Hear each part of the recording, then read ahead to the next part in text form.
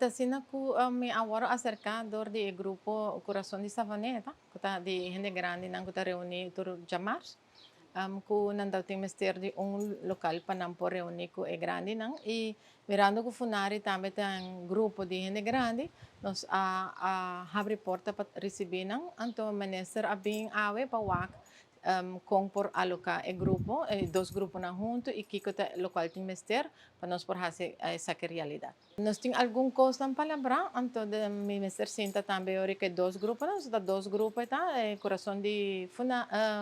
coração de Savaneta e grupo de Monarca. Tá de grupo na de gente adulto maior.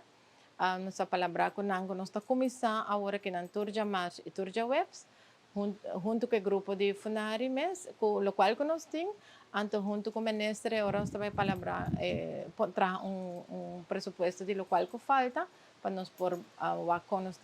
e material que temos ter, para nós por unir e dois grupos na aqui. Nós sabemos visitar Funari, para assim que também contribuir na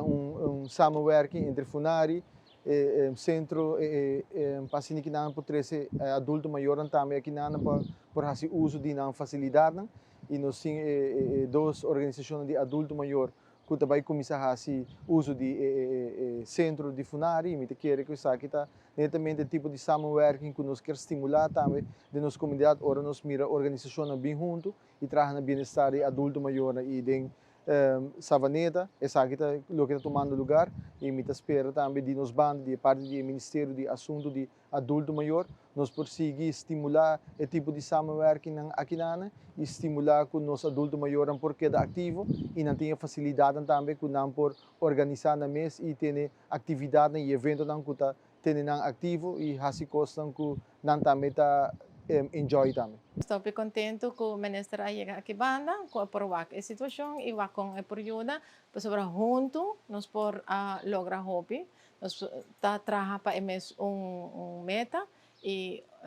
ponendo força na junto nós por servir a comunidade de Aruba e for e adulto maior não mais mesmo.